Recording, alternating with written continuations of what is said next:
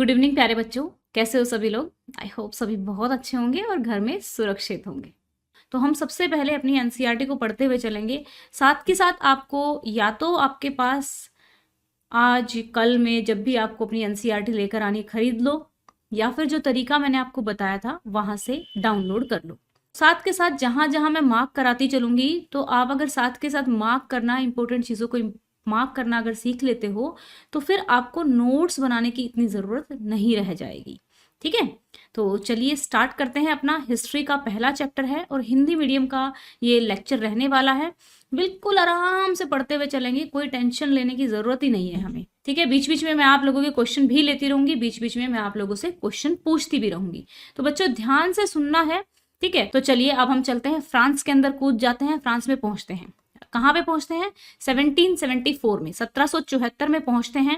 साथ के साथ मैं क्वेश्चन की फॉर्म में पढ़ाती चलूंगी। चलिए स्टार्ट कर रहे हैं हम लोग सभी। अब अपना ध्यान देंगे जो मैं बोल रही हूँ और बुक की तरफ ध्यान रखेंगे जहां पे मैं मार्क कर रही हूँ। देखो 1774 में, ठीक है, लुई 16 राजगद्दी पर बैठते हैं। कब बैठते हैं? 1774 में। ठीक है, ये कौन से वंश से बिलोंग करते हैं, कौन से राजवंश, इनके राजवंश का कई बार आपका क्वेश्चन पूछा जाता है कि लुई 16 जो थे, ठीक है, वो कौन से राजवंश से बिलोंग करते थे। ये है बोर्बो राजवंश थे, ये याद रखेंगे। ओके, जब ये राजगद्दी पर बैठते हैं तो काफी छोटे होते हैं, तकरीबन 20 साल के होते हैं। इनकी शादी होती है ऑस्ट्रिया की राजकुमारी एंटोनेट से। ठीक है, जब इनका राज्यारोहण होता है, यानी कि जब इनको राजगद्दी पर बिठाया जाता है, जब इनको ताज पहनाया जाता है, तब क्या होता है? राजकोष बिल्कुल खाली होता है।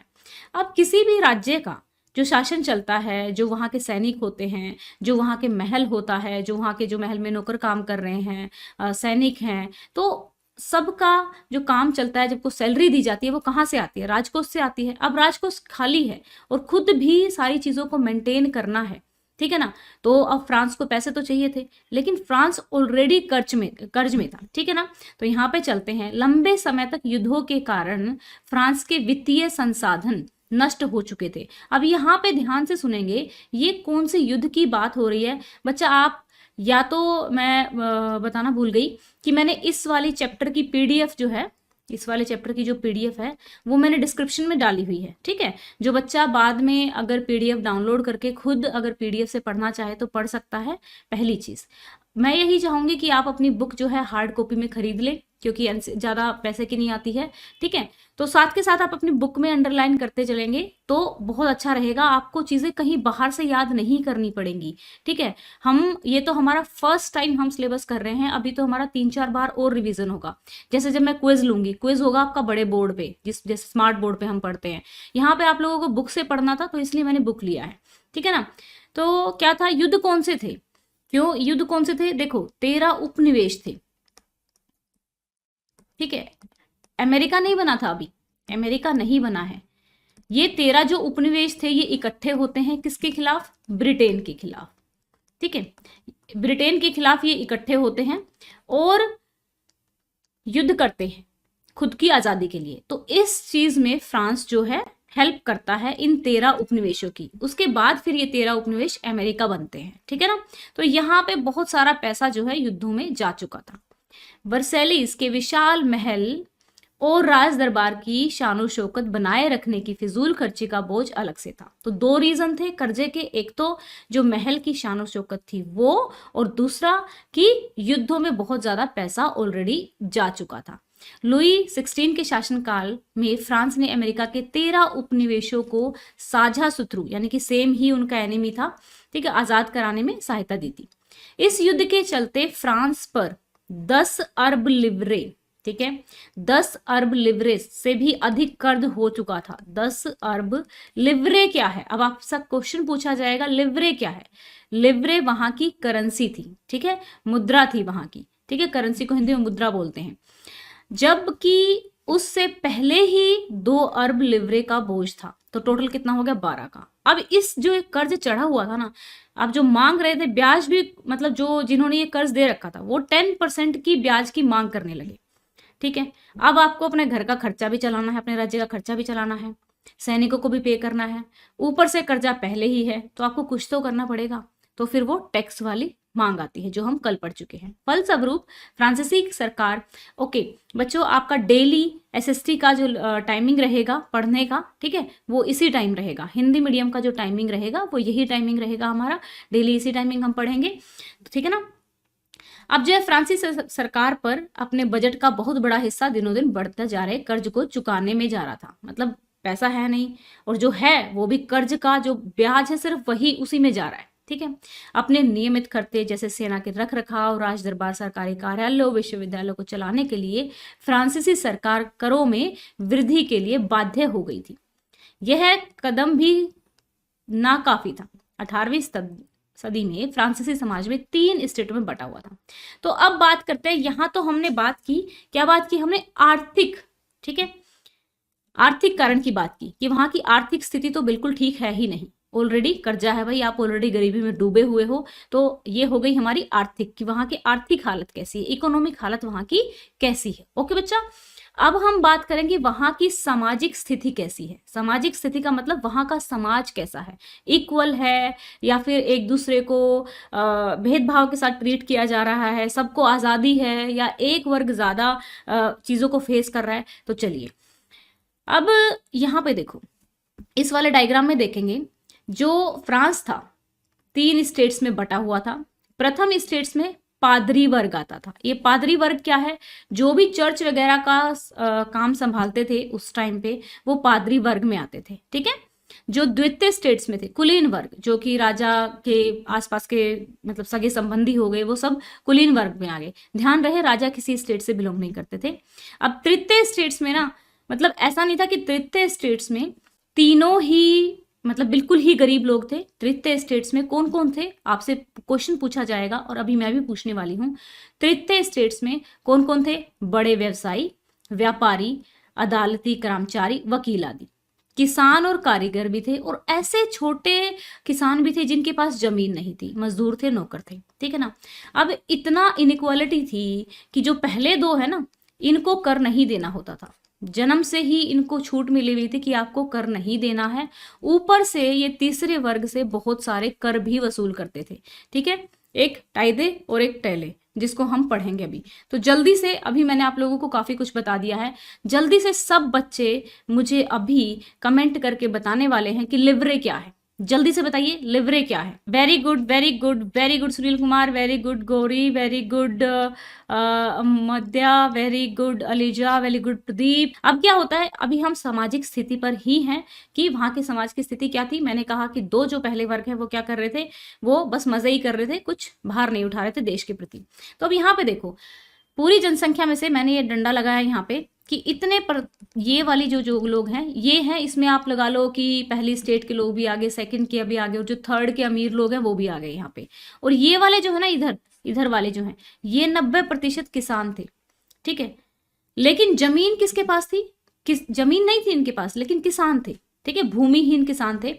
जमीन है इन्हीं के पास, लेकिन कर कौन दे रहा है, ये 90% ही कर दे रहे हैं। इनके पास, बेचारों के पास है भी 40%, लेकिन कर का बोझ भी यही उठा रहे हैं, ठीक है। तो ये देखिए, जो जमीन पर कुलीन, चर्च और तीसरे स्टेट के अमीरों का अधिकार था।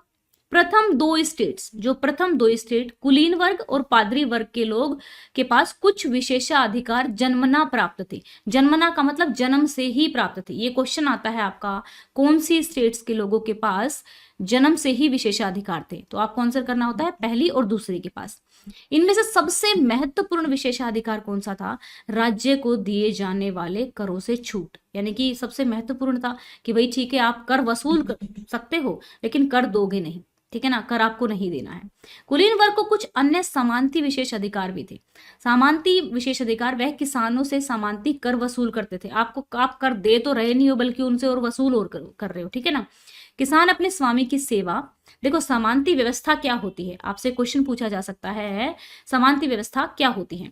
समानती व्यवस्था में क्या होता है कि आपने मतलब अब किसानों के पास, बहुत सारे किसानों के पास जमीन तो है नहीं, तो आपने उनको जमीन दे दी, लेकिन जमीन के बदले आप उनसे जो वो जमीन में उगाते हैं वो भी ले लेते हो, ठीक है। उनसे काम भी करवा लेते हो, और काम भी सिर्फ फिक्स नहीं है कि सिर्फ खेत में ही करना है, घर में ही करना है, जैसा मर्जी आप उनसे काम करा लेते हो। ठीक है, तो स्वामी के घर एवं खेतों में काम करना, सैन्य सेवाएं देना, मतलब सैनिक की भी सेवाएं आप ही दे रहे हो, सड़कों के निर्माण में सहयोग आदि करने के लिए वे बाध्य थे। क्या, किस लिए? आपको जमीन दी गई है और आप ये सब काम करोगे, तो ये है सामंती व्यवस्था, यहां से यहां तक। ठीक है ना, आप इसको अंडरलाइन कर लेंगे जब भी आपसे पूछा जाएगा। क्या है सामंती व्यवस्था? क्या है? जमीन के बदले सेवा। तो जल्दी से कमेंट में सब बच्चे लिख दो, जमीन और हाइफन सेवा, तो आपको याद रहेगा ये है हमारी, यानी कि जमीन के बदले सेवा देना, ये है हमारी सामंती व्यवस्था। जल्दी से सब बच्चे कमेंट लिखेंगे। Very good, very good. जमीन और सेवा का मतलब हो गया सामंती व्यवस्था। आपसे क्वेश्चन में पूछा जाएगा सामंती व्यवस्था क्या है। ठीक है, सामंती व्यवस्था क्या है, तो आपको बताना है जो लॉर्ड है, जो जमींदार है, वो जमीन दे देगा और उसके बदले लोगों से सेवा लेगा। अब बहुत ही इंपॉर्टेंट यहाँ पे पैराग्राफ हमारा ये रहने वाला है। क्या? चर्च भी किसानों से कर का एक हिस्सा लेती थी, जिस कर का नाम था टाइदे। जब मैं आपसे पूछूंगी कि चर्च कौन सा कर किसानों से लेती थी, उसका नाम है टाइद। ठीक है, टाइद, टाइद। ठीक है, टाइद कर कौन लेता था? चर्च लेती थी। किससे लेती थी? किसानों से। और इसको क्या कहते हैं? इसको धार्मिक कर भी कहा जाता है। ठीक है, इसको धार्मिक कर भी कहा जाता है। एक दूसरा कर भी था, ऊपर से तीसरे स्टेट के तमाम लोगों को, सरकार को तो कर चुकाना ही होता था। ठीक है ना, किसानों से तो ले लिया आपने टाइदे, अब जो तीसरी स्टेट के बाकी जो लोग हैं वो एक और कर देते थे, जो कि टाइल था। ठीक है, जो कि टाइल था, जिसको प्रत्यक्ष कर, प्रत्यक्ष कर का मतलब है डायरेक्ट देना। ठीक है, और मतलब डायरेक्ट स्टेट के पास जा रहा है वो। और इसके अलावा भी टाइदे हो गया धार्मिक कर, ठीक है ना, टाइले हो गया प्रत्यक्ष कर, इसके अलावा भी उनको अप्रत्यक्ष कर देना होता था, जैसे कि नमक और तंबाकू जैसी जो रोजाना उपभोग की वस्तुओं पर लगाया जाता था। इस प्रकार, अच्छा देखो, आज के टाइम में भी अगर हम देखें, हमारा जैसे आप कोलगेट खरीदने जाते हो, नमक खरीदने जाते हो, तो उसमें लिखा होता है ना टैक्स इंक्लूडेड, कभी उसके पैकेट के पढ़ोगे तो जीएसटी इंक्लूडेड लिखा होगा। तो आज के टाइम में भी बच्चा क्या होता है, इनडायरेक्ट जो टैक्स होता है, अप्रत्यक्ष जो कर होता है, सभी आइटम्स पे इंक्लूडेड होता है। डायरेक्ट टैक्स में होता है कि भाई हाँ, आपकी इनकम पे आपने कर दे दिया। ठीक है, तो उस टाइम पे भी क्या था कि बहुत सारी चीजों पे अप्रत्यक्ष कर भी था। ओके, तो जल्दी से एक बार रिवाइज करेंगे। लिवरे क्या है? फ्रांस की मुद्रा, जिसे 1794 में समाप्त कर दिया गया था। ठीक है, ध्यान रहे कब समाप्त किया गया था। वैसे तो अभी चैप्टर में पढ़ेंगे हम कि जब ये खत्म होगा, किस वजह से इसको खत्म किया गया है, लेकिन यहाँ पे अगर याद रखो, ये क्वेश्चन आ सकता है कि लिवरे फ्रांस की मुद्रा को कब खत्म किया गया था। स्टेट, ठीक है, क्रांति से पहले फ्रांसीसी समाज में 3 स्टेट थे सामाजिक हैसियत की अभिव्यक्ति करने वाले। सामाजिक हैसियत यानी कि आपके समाज में क्या हैसियत है, लोअर लेवल पर आप आते हो, मिडिल क्लास पे आप आते हो, या फिर अपर कुलीन वर्ग में आप आते हो। फिर पादरी, जो चर्च के विशेष कार्य को करने वाले व्यक्तियों का समूह था। टाइदे क्या है? जो चर्च को कर दिया जाता था किसानों के द्वारा। ओके, और ये कितना होता था? 10वें हिस्से के बराबर होता था। जो भी किसान ने, मतलब किसान की जो फसल उगी, ठीक है, किसान की फसल होगी तो उसका 10वां हिस्सा जो होता था वो चर्च को देना होता था। तो ये भी आपको याद रखना है। टाइले सीधे राज्य को अदा किया जाने वाला कर था। तो अभी हमने दूसरी स्थिति क्या, हमने पहली स्थिति हमने जब कहा कि भाई फ्रांस जो है ऑलरेडी कर्जे में है, तो पहली हमने स्थिति क्या डिस्कस की? आर्थिक स्थिति के बारे में जाना। दूसरी स्थिति हमने क्या डिस्कस की कि वहां का समाज कैसा था, है ना, सामाजिक स्थिति के, सामाजिक कारण कह सकते हैं कि सामाजिक जो कारण था एक बना था क्रांति का। पे आप इस पिक्चर में देख सकते हैं। आपको अपनी एनसीईआरटी पढ़नी जरूरी है बच्चा। देखो मैं आपको बताती हूँ कि जब हम आईएएस का, सिविल सर्विसेज का एग्जाम देते हैं, या किसी बैंक की तैयारी करते हैं, या फिर एसएससी की तैयारी करते हैं, तो जो उसमें ना एक जीएस का एक पोर्शन आता है। ठीक है, जब भी बड़े जॉब के लिए तैयारी की जाती है तो एनसीईआरटी पढ़ी जाती है। मतलब एनसीईआरटी लाइक जब बहुत इंपॉर्टेंट होती है एनसीईआरटी। एनसीईआरटी से बाहर आपके कभी कोई क्वेश्चन नहीं आते हैं। अगर आप 10th में भी अच्छे मार्क्स लेकर आना चाहते हो, 9th में टॉप करना चाहते हो, तो एनसीईआरटी को ध्यान से पढ़ेंगे। ठीक है ना, एक बार अभी हम क्या करेंगे, बिल्कुल लाइन बाय लाइन एनसीईआरटी को पढ़ेंगे, फिर हम शॉर्ट नोट्स के फॉर्म में एनसीईआरटी को पढ़ेंगे, फिर तीसरा हम क्विज करेंगे। तो हमारे चैप्टर के जो भी मतलब आपको कुछ याद ही नहीं करना पड़ेगा, सब कुछ साथ के साथ ही याद हो जाएगा अगर आप डेली क्लास अटेंड करते हो तो यहाँ पे आप पिक्चर में देख सकते हो कि देखिए ये जो हैं, ये राजा साहब बैठे हैं, या जो जमींदार साहब बैठे हैं, और ये बेचारे ये सब कुछ लेके इसके आप यहाँ पे रख रहा है, लेकिन फिर भी ये बंदा जो है खुश नहीं है। ठीक है ना, अब जीने का संघर्ष। अब हुआ क्या था, अब बात आती है कि फ्रांस में जो जनसंख्या थी ना, देखो 1715 में थी 2.3 करोड़। अब 1789 में जब हम पहुंचे थे तो ये जनसंख्या हो गई थी 2.8 करोड़, बढ़ गई थी। अब जनसंख्या बढ़ेगी तो खाने के लिए भी तो चाहिए ना ज़्यादा, जनसंख्या बढ़ी है तो खाने के लिए भी ज़्यादा चीज़ें चाहिए। लेकिन हो क्या रहा था कि जो फसलें थी वो खराब हो गई थी। अनाज उत्पादन की तुलना में उसकी मांग काफ़ी तेज बढ़ी थी। अधिकांश लोग मुख्य पाव रोटी की कीमतों में तेजी से वृद्धि हुई। पाव रोटी का मतलब है यहाँ पे ब्रेड, ठीक है। ब्रेड की कीमतों में काफ़ी वृद्धि हुई थी और अधिकतर जो कामगार कारखानों में मजदूरी करते थे उनकी मजदूरी मालिक तय करते थे, लेकिन मजदूरी महंगाई की दर से नहीं बढ़ रही थी। कि देखो भाई, चीज़ों की महंगाई बढ़ रही है, अब आप जहाँ पे काम कर रहे हो तो हमारी सैलरी भी तो बढ़ाओ, लेकिन मजदूरी नहीं बढ़ रही थी, लेकिन चीज़ों के प्राइस बढ़ रहे थे।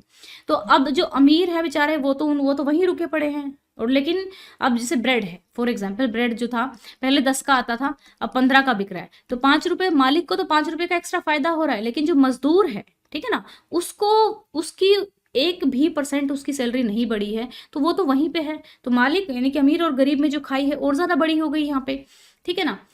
और स्थिति तब और बदतर हो जाती है जब सूखे या ओले के प्रकोप से जो पैदावार होती है, जो फसलें होती है, वो खराब हो जाती हैं।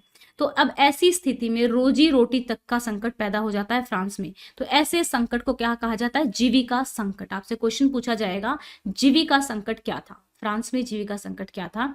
एक ऐसी चरम स्थिति, जब एक ऐसी स्थिति आ जाती है कि जहां पे खाने तक के जो साधन है ना, मतलब वो भी मुश्किल से हमें मिल सके, ठीक है ना। ऐसी चरम स्थिति जब जीवित रहने के लिए न्यूनतम की जगह आप क्या है, थोड़ी सी लैंग्वेज को सुधार कर मतलब इजी करके लिख सकते हो, जब कम से कम साधन भी खतरे में पड़ने लगते हैं। अनाम जिसका मालूम नहीं है, ठीक है। अनाम का मतलब होता है जो चीज जिसका कोई नाम नहीं है। तो चलिए यहाँ पे चलते हैं, अब आते हैं, अब थोड़ी थोड़ी यहाँ पे स्टार्ट हो जाती है क्या कि भाई यहाँ पर थोड़ी थोड़ी स्थिति स्टार्ट हो जाती है फ्रांस के रिवोल्ट की। अब रिवोल्ट का काम कौन करने वाले हैं? बेचारे किसान तो पहले से ही परेशान थे। ऐसा नहीं है, किसान और जो कामगार थे वो विद्रोह कर तो रहे थे, लेकिन उनके पास कोई ढांचा नहीं था बदलाव लेकर आने के लिए, ठीक है।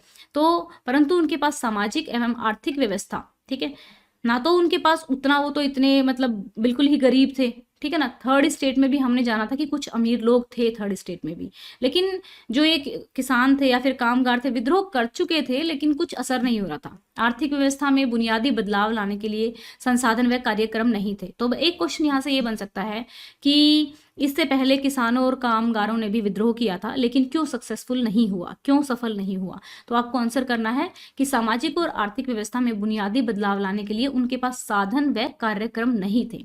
अब जिम्मेदारी आती है तीसरे स्टेट के उन लोगों पे जो समृद्ध थे और जो शिक्षित थे, जो समृद्ध थे और शिक्षित थे, जो अभी अभी शिक्षित हुए थे, ठीक है ना। तो जल्दी से अभी थोड़ा सा हम एक ब्रेक के फॉर्म में मैं आपसे एक क्वेश्चन पूछ रही हूँ और आप जवाब मुझे जल्दी से बताएंगे। मुझे ये बताइए, राजा का नाम क्या था 1774 में? राजा का नाम क्या था? जल्दी जल्दी जल्दी से लिखेंगे, जल्दी लिखिए, राजा का नाम क्या था? मैं वेट कर रही हूँ, जल्दी से लिखेंगे और मैं देखती हूँ कौन कौन बच्चा लिख रहा है। और जितने भी बच्चे लाइव हैं तो लाइक बटन को प्रेस कर दो, मुझे अच्छा लगता है जब लाइक आते हैं। तो आप लोगों को बताना है राजा का नाम। हमने देख लिया है, साथ के साथ चीज़ें याद करते हुए भी तो चलना है ना, ठीक है। और very good Lakshmi Gupta, very good fitness classes, very good, ठीक है, आपने बिल्कुल सबसे पहले आंसर दिया है। ओके, सुनील कुमार, योगिता शर्मा, मोहन, खुशी, जमाल, वो थे वहां पर राजा, ठीक है। उनकी शादी किस देश की राजकुमारी से हुई थी? जल्दी से लिखिए, मैं आगे बढ़ती हूँ। उनकी शादी किस देश की राजकुमारी से हुई थी? जल्दी से लिखेंगे सब बच्चे, वेरी गुड, बहुत ही अच्छे से पढ़ रहे हैं आप लोग, ठीक है। ज्यादा नहीं पढ़ेंगे, बस हम आधा घंटा ही लेंगे, आधा घंटे अपना जो एनसीईआरटी है उसका पेज आप लोग नोट कर लेंगे, ठीक है ना, ताकि हमें पता लग जाए कि हमने कहाँ तक वो पढ़ी है। धीरे धीरे चलाएंगे, कोई जल्दी नहीं है हमें सिलेबस खत्म करने की, अभी तो हमने पढ़ाना बस स्टार्ट किया है, मजे से पढ़ेंगे, ठीक है। आप लोग अगर घर पे नहीं भी पढ़ोगे तो भी मैं आपको वैसे के वैसे ही याद करा दूंगी, लेकिन अगर एक बार आप एनसीईआरटी में निगाह मार लोगे और जहां जहां मैं अंडरलाइन कर रही हूँ वहां वहां पे अंडरलाइन कर लोगे ना, तो चीजें दिमाग में आपके बैठ जाने वाली है, ठीक है। और आप लोगों को मुझे ये भी बताना है कि आप लोगों को अच्छा लग रहा है कि नहीं लग रहा है पढ़ते हुए।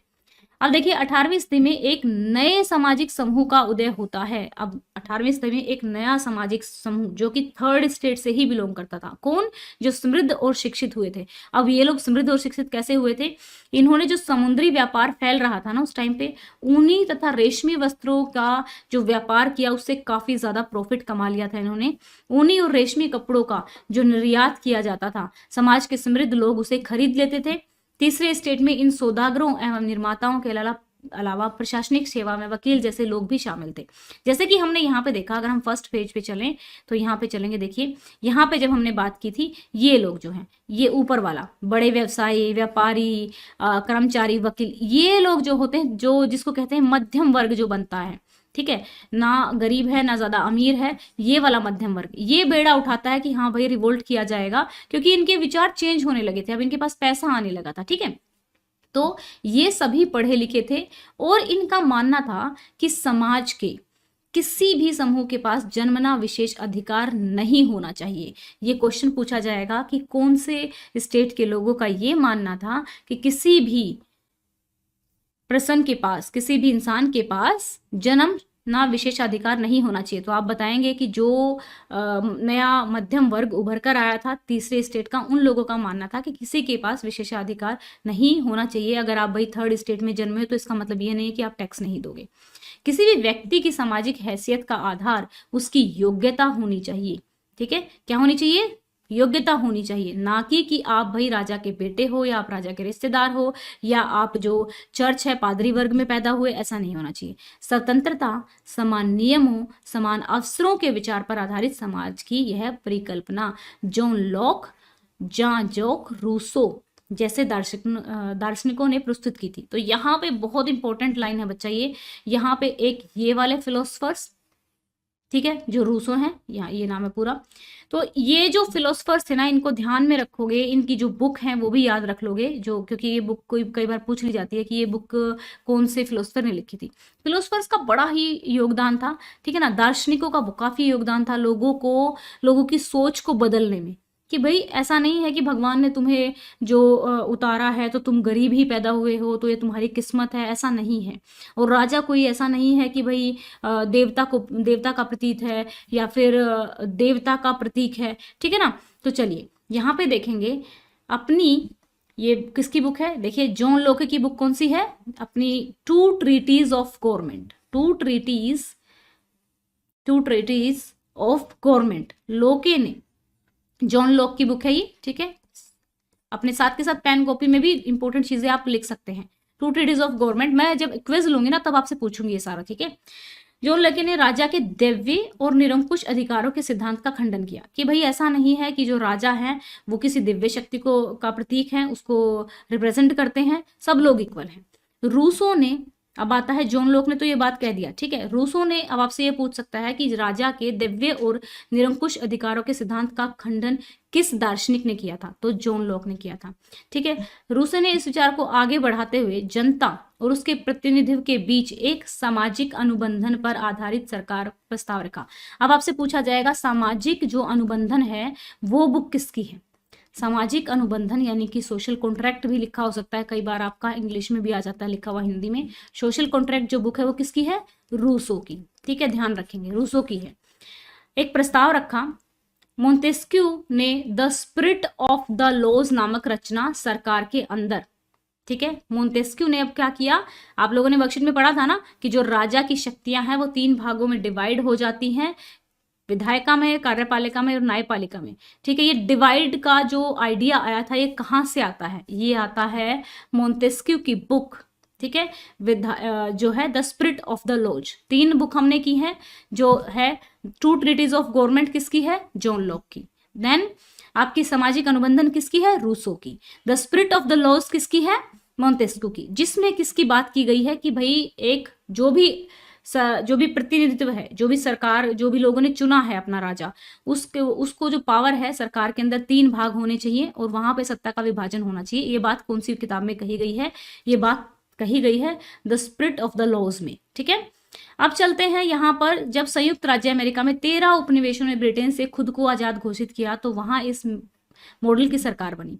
यानी कि जब 13 उपनिवेश जो थे वो फ्री हो गए थे तो उन्होंने इसी मॉडल की सरकार बनाई थी।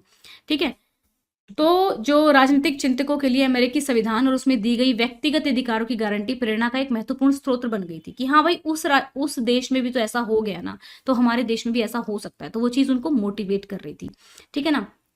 अब हमने तीसरा हमारा फंडा भी डिस्कस किया। हमने क्या क्या डिस्कस किया है अभी देखो, हमने आर्थिक कारण क्या रहा, गरीबी थी फ्रांस में। सामाजिक कारण क्या रहा कि समाज में भेदभाव था।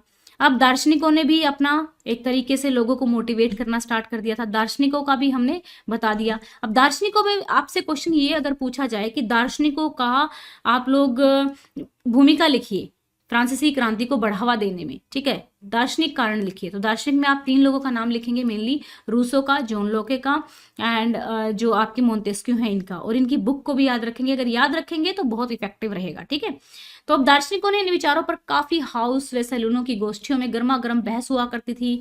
पुस्तकों व अखबारों के माध्यम से इनका व्यापक प्रचार प्रसार हुआ करता था।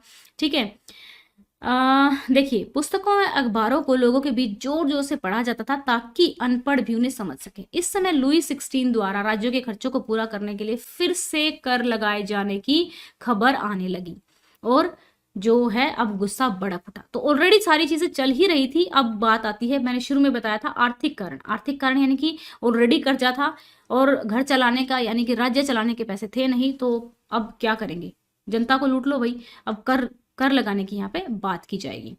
ठीक है, यहाँ देखिए ये जो है ये अगले उसमें पढ़ेंगे, आप एक बार इसको पढ़ लेना, अगर ना समझ में आए तो बता देना। इसमें जस्ट एक नॉर्मल सी बात कही गई है। ठीक है, कुछ ऐसा समझाने जैसा नहीं है। अब आगे चलते हैं। क्रांति की शुरुआत होती है। ठीक है, क्रांति की शुरुआत कैसे होती है।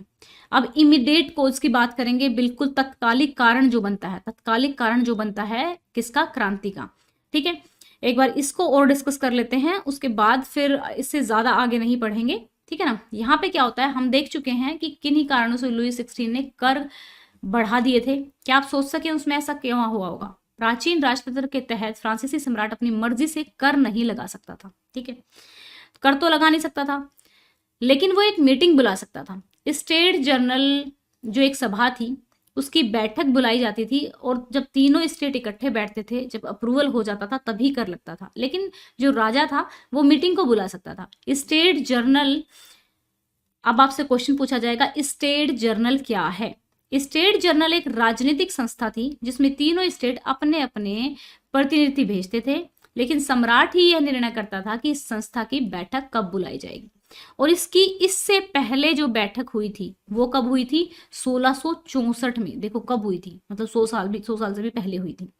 तो फ्रांसीसी सम्राट लुई 16 ने 5 मई 1789 को नए करों के प्रस्ताव के अनुमोदन के लिए स्टेट जनरल की बैठक बुलाई। तो जल्दी से सब बच्चे टाइप करेंगे कि स्टेट जनरल की मीटिंग कब बुलाई गई थी। जल्दी से टाइप कर दो, 5 मई 1789 में। जल्दी से टाइप करो क्योंकि ये डेट हमें याद रखनी है। डेट एमसीक्यू जो होगे तो आपकी डेट जो है पूछी जाएगी।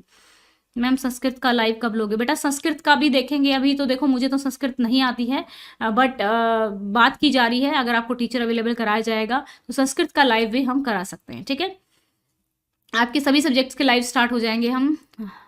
राम रति सरोज, ओके, यहाँ पे हैं मैम, हमें वर्कशीट, ओके बच्चों, ओके ओके ओके। मैम आप ऑल सब्जेक्ट पढ़ाओगे क्या मैम? यस बिल्कुल, ऑल सब्जेक्ट मैं आपको पढ़ाऊंगी। ठीक है, very good Meena Jha, very good Jyoti, Ujjwala, Gauri Rawat, Gopal Saini, Prateek, बहुत ही प्यारे बच्चे हैं आप सब लोग, बहुत ही प्यार से पढ़ रहे हैं। ठीक है, बहुत अच्छे, बहुत ही अच्छे, सब बच्चों ने लिख दिया है। ऐसे ही चीजें याद रहेंगी आपको। और ये किस लिए है, इस दिन मीटिंग बुलाई गई थी। ठीक है, और इससे पहले मीटिंग कब हुई थी, जल्दी से लिख दो, इससे पहले मीटिंग कब हुई थी, जल्दी से लिखेंगे। ठीक है ना। अब देखो क्या होता है आगे, जल्दी से लिख देंगे कि इससे पहले मीटिंग कब हुई थी और फिर आगे चलते हैं। प्रतिनिधियों की मेजबानी के लिए वर्साय के एक आलीशान भवन को सजाया गया था। ठीक है, पहले और दूसरे स्टेट में 300 प्रतिनिधि भेज दिए गए। ठीक है, अब आमने सामने कतारों में बिठाए गए। तीसरे स्टेट से 600 प्रतिनिधि तो उनके पीछे खड़े किए गए।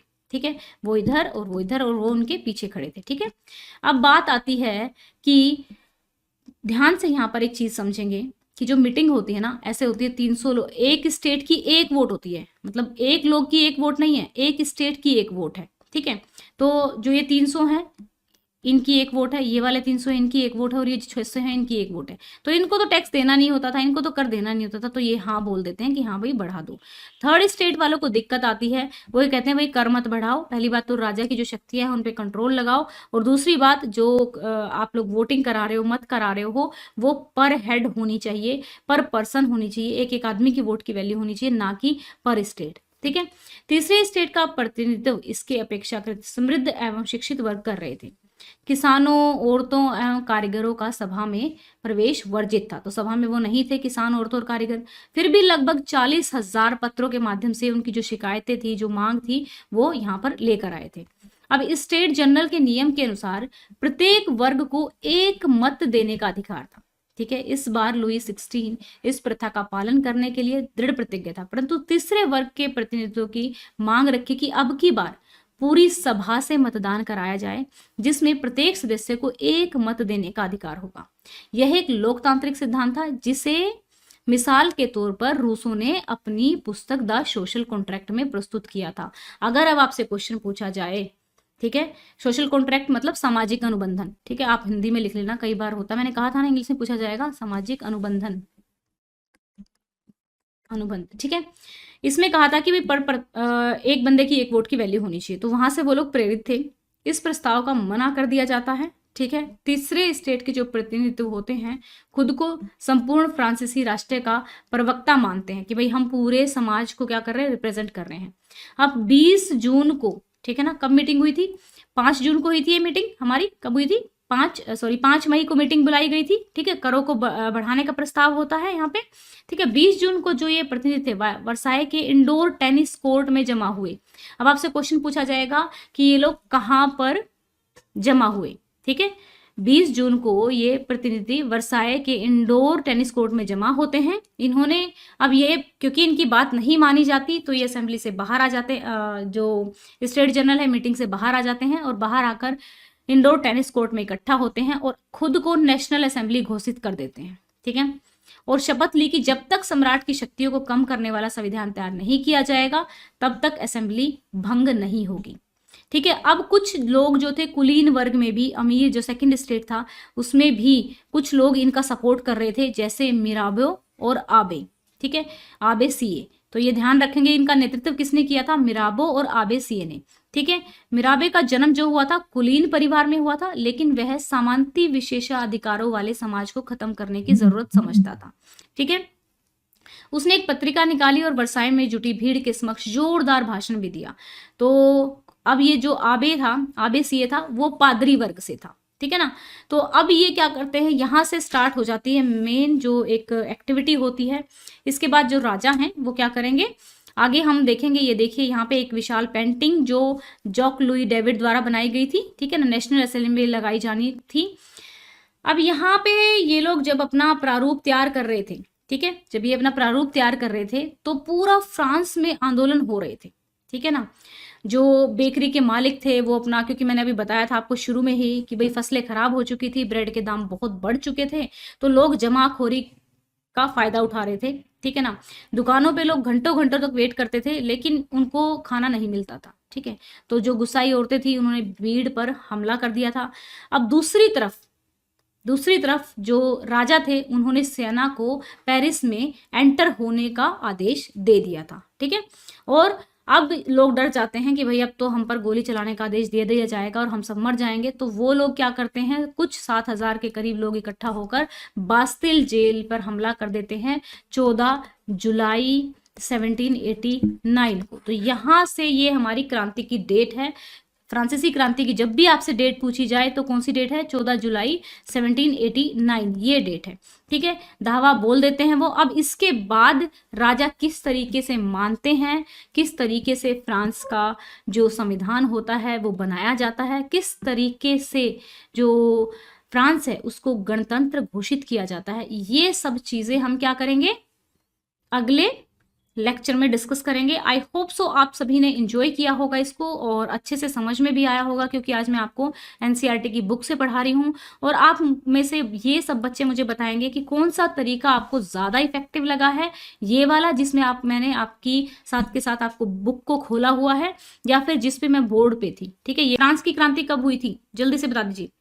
फ्रांस की क्रांति कब हुई थी, जल्दी बताइए, जल्दी से आंसर देंगे मुझे। मैं वेट कर रही हूँ आपके आंसर का। बस 3-4 क्वेश्चन है, उसको करेंगे, एक तरीके से रिवीजन भी हो जाएगा लास्ट में। और उसके मैम, हाँ सभी बच्चे लाइक कर दो भाई, जितने भी बच्चे हैं लाइक कर दो। अच्छा लगता है, मतलब एक मोटिवेशन मिलता है कि बच्चे अच्छे से पढ़ रहे हैं। बच्चा बीना, जो भी बच्चे 8th क्लास में हैं, आपकी क्लासेस अभी स्टार्ट नहीं की हैं मैंने मैथ की लाइव की, लेकिन कल या परसों में, या फिर मोस्ट प्रोबेबली अगर देखा जाए तो प्रोबेबली को हटा देते हैं, पक्का पक्का मंडे से आपकी भी क्लासेस स्टार्ट हो जाएंगी 8th वालों की भी। ठीक है ना, जल्दी से। वेरी गुड निशा कुमारी, विपिन पाल, वेरी गुड गौरी रावत, बहुत अच्छे, बहुत ही अच्छे, बहुत अच्छा लग रहा है कि सब बच्चों को पता है 70 89 में बी आंसर होगा। Very good. अब चलते हैं, लिवरे क्या था, स्टार्टिंग में भी मैंने पूछा था। फ्रांस की मुद्रा, फ्रांस का झंडा, फ्रांस के राजमहल का नाम, फ्रांस के शासक का प्रधानमंत्री। ठीक है, तो जल्दी बताओ, जल्दी सेकंड क्वेश्चन का आंसर बताएंगे सभी बच्चे, जल्दी से। वेट कर रही हूँ, मैं वेट कर रही हूँ। शाबाश शाबाश, वेरी गुड। नंदिनी गुप्ता, मोहन समी, शुभम, गौरी, गोपाल, विवेक, निशा, बीना, दीक्षा, खुशी, सचिन, तस्लीम, गौरी मैम मेरा, okay, MD Dinesh, okay, Diksha, Taslim, Vivek, very good very good. France की मुद्रा, very good Anupam Kumari, very good Anupama Kumari, Bina, very good बच्चों, बहुत अच्छा बच्चा, बहुत ही प्यारे बच्चे हैं। कभी भी ए या बी नहीं लिखेंगे, जो आंसर है वही टाइप करेंगे। ठीक है, उससे हमें चीजें ज्यादा टाइम तक याद रहती हैं। ठीक है, जब हमारा क्विज लास्ट टाइम पे हो रहा होगा ना, जब हम अपने पेपरों की तैयारी कर रहे होंगे, तब आप ए या बी ऑप्शन लिख सकते हैं। ठीक है ना, लेकिन अभी फिलहाल के लिए आप लोग क्या करोगे, प्रॉपर जो ऑप्शन है उसको ही लिखोगे। ठीक है, अगर ज्यादा बड़ा नहीं है तो। वेरी गुड, सब बच्चों ने बहुत ही अच्छे से आंसर दिया है, फ्रांस की मुद्रा। अब चलते हैं नेक्स्ट पे। फ्रांसीसी क्रांति के समय फ्रांस पर किसका शासन था? ठीक है, मुसोलिनो का, नेपोलियन का, लुई 16 का, या इनमें से कोई नहीं। बहुत आसान क्वेश्चन है, आई नो सब बच्चे देंगे इसका answer. Very good very good very good very good very good. अभी रोबेस्फियर पे नहीं पहुंचे हैं बच्चा, रोबेस्फियर पे हम वर्कशीट में तो आगे कर चुके हैं रोबेस्फियर से, लेकिन अक्षत रोबेस्फियर पे जब हम आ जाएंगे तब करेंगे। ठीक है बेटा, क्योंकि जो रोबेस्फियर थे, वैसे बता देती हूँ, रोबेस्फियर जो थे काफ़ी ज़्यादा अपनी नीतियों को सख्त हो गए थे। अगर उनके खिलाफ कोई भी बोलता था तो वो उसको फांसी पर लटका देते थे। जल्दी से बताइए, जल्दी से बताएंगे। वेरी गुड, ठीक है, very good Swati, very good Jyoti, Gauri, Nandini, Pradeep, Anupama, सभी बच्चों का आंसर बिल्कुल ठीक है। मुझे बहुत ही अच्छा लग रहा है कि आप लोग अच्छे से कर रहे हैं। स्टेट से क्या अभिप्राय है, स्टेट का क्या मतलब है, लास्ट क्वेश्चन है हमारा। ठीक है, लास्ट क्वेश्चन है, स्टेट से क्या अभिप्राय है? अलग अलग राज्य को स्टेट कहा जाता था, धार्मिक केंद्रों को स्टेट कहा जाता था, सीधे राज्य को दिया जाने वाले कर को स्टेट किया जाता था, या फिर फ्रांस का सामाजिक वर्ग का विभाजन को स्टेट कहा जाता था? जल्दी से आंसर देंगे, लास्ट हमारा है ये। ठीक है ना, और उसके बाद हम फिर लाइव को बंद करेंगे। वेरी गुड बच्चों, वेरी गुड क्यूट प्रिंसेस, दीक्षा, अलेजा, माई ट्रेजर, नेहा, विवेक गुप्ता, संदीप, तस्लीम, खुशी, बहुत ही प्यारे बच्चे हो आप सब लोग, बहुत ही अच्छे से आंसर दे रहे हैं। वेरी गुड, मुझे बहुत अच्छा लग रहा है, सभी बहुत स्पीड से आंसर दे रहे हैं, बहुत वेरी गुड बच्चों, वेरी गुड वेरी गुड। जल्दी से आंसर बताइए। लुई 16, अब आगे अगला क्वेश्चन बताएंगे मुझे जल्दी से, 4th क्वेश्चन का आंसर बताएंगे जल्दी से। हेलो इकरा, इकरा मैंने देख लिया आपको। जल्दी जल्दी जल्दी जल्दी जल्दी आंसर बताइए। वेरी गुड, हाँ थोड़ा बड़ा है तो यहाँ पे आप डी लिख सकते हैं। ठीक है, आंसर मैंने ही बता दिया है, बहुत सारे बच्चों ने भी आंसर बताया। वेरी गुड, इट मीन्स कि आपने लेक्चर बहुत ही अच्छे से ध्यान से सुना है, सब बच्चे आंसर सही दे रहे हैं। ठीक है बच्चों, ज्यादा टाइम नहीं लेंगे, अब अपना जाके आप लोगों को वर्कशीट भी अच्छे से समझनी है। अब हम क्या करेंगे ना, जो चीज वर्कशीट में आनी होगी वो हम पहले ही डिस्कस कर लिया करेंगे, तो आपको वर्कशीट का जो टॉपिक होगा वो अच्छे से समझ में आ जाएगा। एंड मैंने तो बहुत अच्छे से इस लेक्चर को एंजॉय किया है, क्योंकि आप लोगों के साथ मुझे बहुत अच्छा लगता है, तो आप लोग भी बताना। ठीक है ना बच्चों, वेरी गुड। अंजलि राठौड़, शबाना मलिक, निशा प्रवीण, विनय कुमार, सब बच्चों ने, मकबूल फारूक, लक्ष्मी गुप्ता। ठीक है बच्चों, वीडियो को लाइक कर दो, एंड ऐसे ही अपना सेशन रहेगा रोज। अब इससे आगे हम पढ़ेंगे अपना चैप्टर, ठीक है। तो यहाँ पे देख लीजिए हमारा 9वें पेज तक हो चुका है। 9th पेज पे जिसके पास बुक नहीं है वो डाउनलोड कर सकता है। इस बुक की जो पीडीएफ है, इस चैप्टर की जो पीडीएफ है, मैंने वो इसके साथ ही अटैच कर दी है, ठीक है। तो आप डाउनलोड भी कर सकते हैं। तो बच्चा 9th जो है हमारा, जो 9वां पेज है वहां तक हो चुका है। इसके आगे हम पढ़ेंगे, ठीक है ना बच्चों। Thank you, have a nice